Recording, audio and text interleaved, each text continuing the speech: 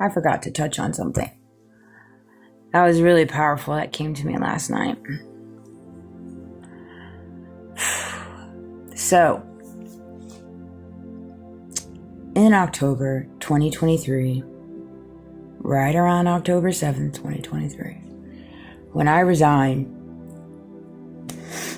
it was like a whole whirlwind. It really was. Just the transition of events and what that followed after, that was just completely, absolutely insanity. And how unprofessional and unorthodox everything operated for someone that worked for a company for 8.5 years. And then the last conversation that I had with my boss, like it made absolutely zero sense. But then there again, the last like 3, 4, 5, 6 months before me leading up to my resignation, I was picking up on things that didn't make sense. Things that did not make sense. Emails being sent as if it was coming from me and it wasn't me. And questions being asked to me about things I had nothing to do with when it came to the accounting side. And insurance questions. And it was just like all of the transitions of events just weren't making sense. And I could pick up on the energies. I could pick up on the tension. I could pick up on the aura. And I could just pick up inside that something wasn't right. Something didn't feel right, right? And it's like I knew it was leading up to something. Something was happening in the dark. I knew it, but I couldn't figure out what. Mind you, I was battling my addiction at this time, as well as these people were my family, quote unquote.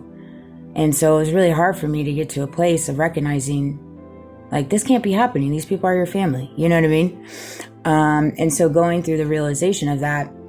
And so it was like, it was crazy because last night I was thinking about it and I was comparing that to Charlie's in reference to like the last 2-3 weeks leading up to his assassination and the conversations that transpired between him and all of the people close in his life, all those that carried a lot of power. And it's like he knew his demise was coming. It's like he knew something was happening in the back end. And he was being blackballed and blacklisted and coerced. And, you know, it was like pretty much either, Charlie, you do this and you do what we tell you and you say what we want you to talk about, or you talk about what we want you to talk about. And you ex-nay Candace and Tucker. You do these things. There's no ifs, ands, or buts. Or this happens. And that happened, right? Because he chose to not. And it was like, for me, it was literally, Amanda, either you stay here, you deal with working in this type of environment, as well as the fact knowing that these people are planning something very, very bad in the back end. And so you deal with this and you go ahead and stay here. You walk it out. You deal with being their scapegoat and you deal with being their get out of jail plan. All right. So you go ahead and do that, or you go ahead and resign, and we're going to go ahead and completely demolish your life completely, because this was all set in stone in different ways. But see, it didn't go in the way that they thought, because I woke up to it by God's grace in just the nick of time, because this is something, again, I believe it all started when I started with that company, that they saw something in me that I didn't even see in myself, because of the magnitude that I took the company in the period of time that I was there. And they can take it, spin it, and run it, but they know the truth. I know the truth. The numbers don't lie. So take a look at the numbers. Take a look at their books. That would be a fun read. And so there was just a lot of strong pull there.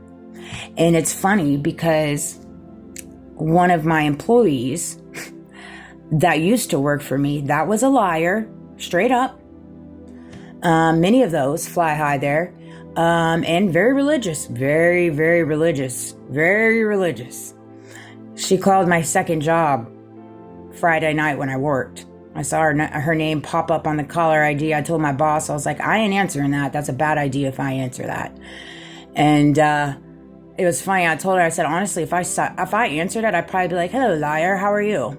You know? I mean, obviously, I'm at my work, environment, so I wouldn't have, but I try to avoid putting myself in situations like that, given the circumstances of the things that I know, and trying to be diplomatic and professional at the same time, but I'm tired of playing these games. And so the last time I saw her, I now pick up on the conversation we had, and it's just straight gaslighting and manipulation. That's what a lot of these religious people run on, is gaslighting and manipulation. And it's just insanity. It's like, why did anybody in their right mind think that they had a right over my life in telling me where I had to work? Or else I would be put through the ringer, and my life would be completely disheveled, exploited, and turmoiled, and completely humiliated on the world stage, on the front stage in my entire community. Who in the world has that right to do such things? People, I guess, a prominent family that are part of prominent, organizations that have a lot of different money funneling, you know what I mean? And so it just came to me because there's just so much compare and contrast to Charlie. And I think that's why I carry such a strong pull with the whole investigation and following Candace and speaking up on it in different ways, because I resonate with it so much. They took his life, they did. And I know that if Charlie was still here and say vice versa, it was Candace who this happened to, he would be doing the exact same thing that Candace is doing. The exact same thing. And it's like, for me, I resonate for it because I got out, in just the nick of time. By the grace of God, I did.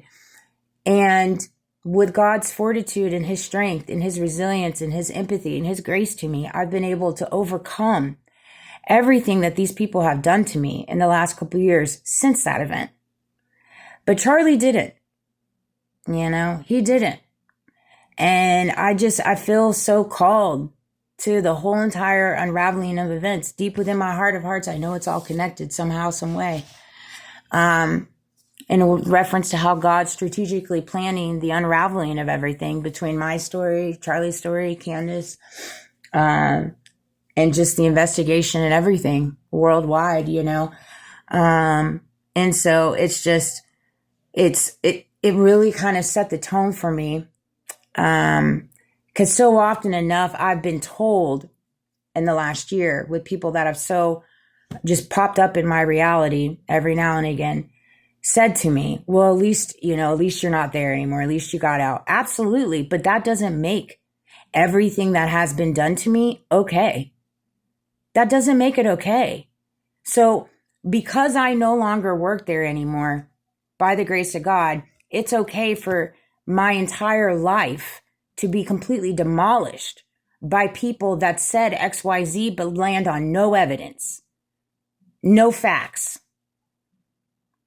only lies, schemes, dirty deals, funny money, corruption, bribery. But then again, you have to ask yourself, if you are getting in bed in business with people that are going to bribe you to go against your friend, bribe you to go against a family member, blackmail you to do XYZ, why do you think they're doing that? They shouldn't have to do that. You shouldn't have to create truth like that. You shouldn't have to create those line items to reach the truth for whatever it is they said, right? You shouldn't have to do that. And they did that. And they've been doing that for the last 2 years of my life. And that's why I have no one in my life outside of me, myself, I, and God, and my son, because I just refuse. I absolutely refuse. And so I hope this video resonated, a little free-falling, but yeah, it's wrong. It's absolutely wrong. Everybody's life is important. Charlie's life was important. My life's important. Every person out here with a heartbeat's life is important, but yet we have people in power only fighting for certain people with hearts.